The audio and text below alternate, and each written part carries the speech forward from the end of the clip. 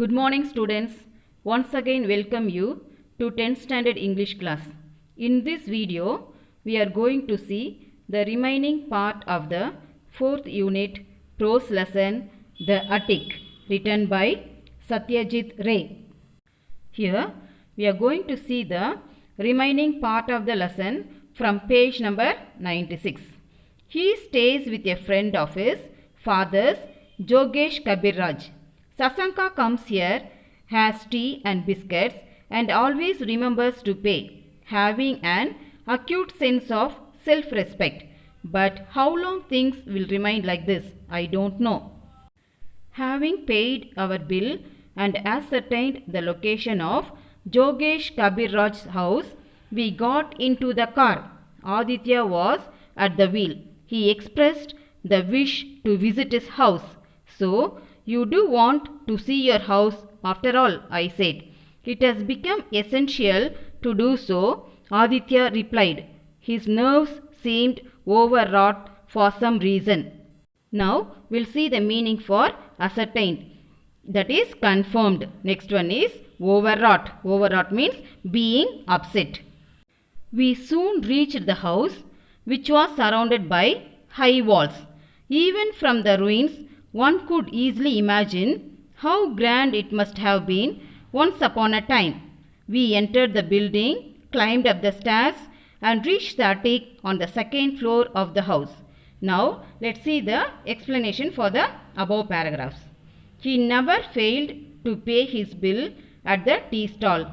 Aditya wished to meet the man in person and drove to the place. They reached the attic on the second floor of the building. Next paragraph. This was my favorite room, said Aditya. The attic has always been a favorite with children. It is in the attic that the child seems to be in a world of its own. A portion of a wall of the attic had crumbled down, and through the window that had been created, we could see the sky, the fields, a part of the rice mill, the spire of the old temple. In the whole house, the attic had probably been the worst hit by wind and weather. The floor was strewn with twigs and straw and pigeon droppings. Among other things, there was a broken cricket bat, the remains of an armchair and a wooden packing case. First, we'll see the meaning here. Attic means the space or room at the top of a building. Next word, crumbled. Crumbled means broken. Next one, spire. Spire means tall, pointed structure. Let's see the explanation for this part. The attic was in a dilapidated condition and a portion of the wall had crumbled down, creating a window hole. They could see the sky above, the paddy fields, a portion of the rice mill and the decorated spire of the Shiva temple. The floor was not cleaned for long and it was scattered with straw, twigs and pigeon droppings. Also, there were a broken cricket bat, remains of a farmer, armchair and a wooden packing case. Aditya got on top of the packing case and pushed his hand inside the ventilator, thus upsetting a sparrow's nest, a part of which fell to the ground. However, he heaved a sigh of relief when he had got what he had been looking for. When I asked him what it was, he said, "You will get to know very soon." We next went to a jeweller's to find out the weight of the article. The jeweller remarked that it was an antique. Our next stop was the house of Jogesh Kabiraj. Though I was a little curious, I didn't ask Aditya anything. Now we'll see the explanation for this.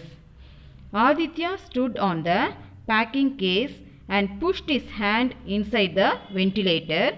A sparrow's nest was disturbed, a part and which fell to the ground, and he could find the thing that he was looking for, that was an antique inside a jeweller's box. Then he urged the author to go to Jogesh Kabiraj's house where Sasanka Sanyal was living.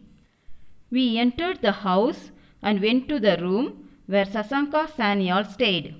Sasanka's uncle was busy reciting verses from Tagore. When he had finished, Aditya asked, "May we come in?" He turned and faced us.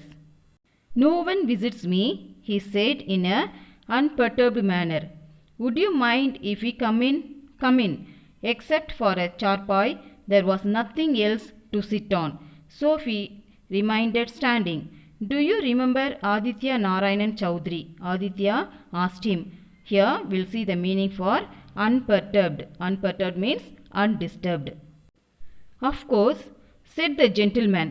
The spoilt child of affluent parents was a fairly good student but could never beat me. He was extremely jealous of me and he used to tell lies. "I know," said Aditya. He then took out a packet from his pocket and handing it over him, said, "This is for you from Aditya." Next we'll see the meaning for affluent. Affluent means wealthy. Let's see the explanation for this paragraph. Sasanka was busy in reciting verses from Tagore. He allowed them to come in. Except for a lone tarpai, there was nothing to sit on. When Aditya asked him whether he remembered him, he said that he remembered clearly. He was the spoiled child of rich parents, a good student who used to tell lies and was extremely jealous of him. "What is it?" he asked. "Money." "Money? How much money?" 150 rupees. "He has said that he will be happy if you accept it." "Shall I laugh or cry? Aditya has given me money. Why this sudden generosity?" Man does change with time. Perhaps Aditya is not the same Aditya as before. We'll see here about the explanation part. Here Aditya wished to give him 150 rupees.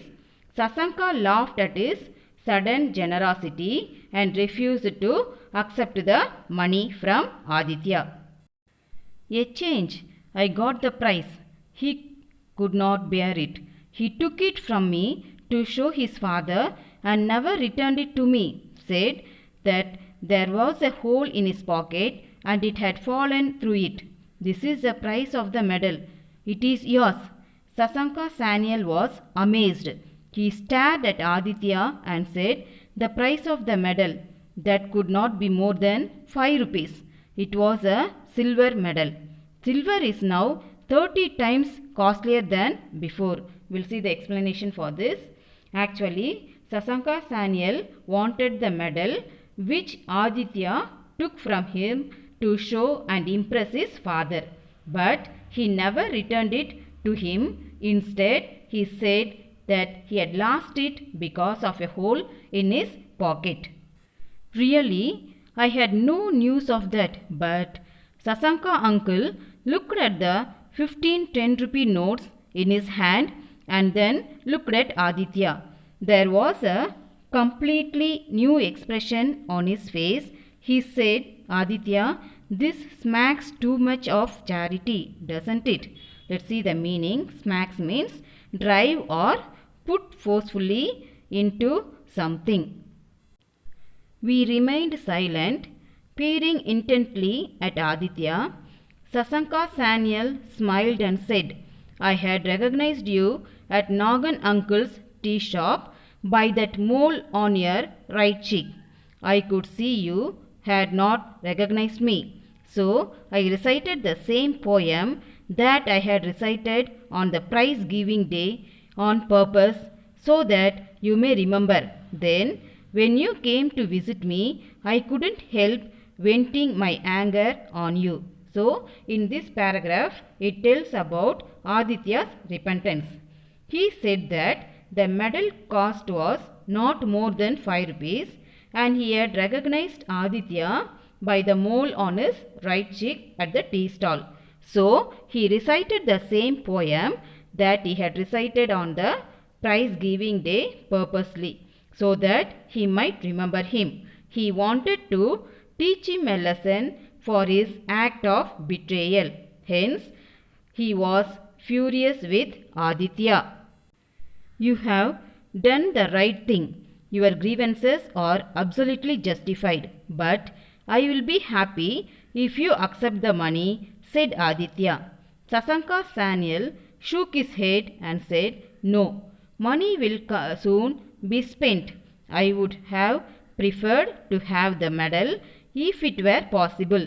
I would have forgotten that unpleasant incident of my childhood if I could get the medal back. So, we'll see the explanation for this now. So, Sasanka didn't need any charity in cash or kind. He only needed his lost glory back. He also said that past was past. He wanted to forget the whole unpleasant incident. Aditya admitted his fault and accepted Sasanka's rightful grievance towards him. So, the medal that had been hidden in the attic for 29 long years was eventually restored to its owner. Shriman Sasanka Sanyal Special Prize for Recitation 1948 was still clearly engraved on it. It is translated from the Bengali story Child-Kota. So here at last we are going to see about the restoration of the medal.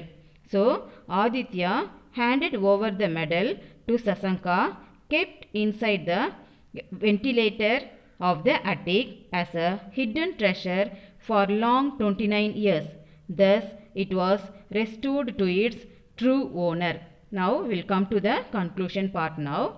So through this story, Satyajit Ray portrays the evil fabrications of human mind and how one uses the chance to rectify his mistake instead of running and hiding from it. The story ends with clear conscience for both Sasanka and Aditya. Students, hope you have understood the lesson. Kindly go through the lesson. Next, we'll see the letter writing for composition. We'll see the letter writing given in the textbook, page number 72. Now, we'll see the letter writing. This one should be written in the composition note. First, we'll see about letter writing and the types. A letter is an important means of communication which could be personal or official. Letters are broadly classified into two types, formal and informal letter. In class 9, you have studied both the types, that is formal and informal. That is personal letters. You are writing to your parents, friends, relatives. That along comes under informal. Formal means writing letters to the school headmaster, principal or any officials, manager of the company, like that. For officially, that is formal. Now, let us see to how to write a letter ordering goods and how to write a complaint for any damage or any other problem noticed after receiving the goods. First, we'll see the format of the letter. Suppose that is given in the box, that a format is given. Listen to that carefully. First, sender's name should be there. That is, include email and phone number if it is required. And the second one is date. Leave one space line and write the date as 10th July 2019. First, date should be mentioned, followed by month and followed by the year. Next one is receiver's address. That is to address. That is correct address need to be mentioned.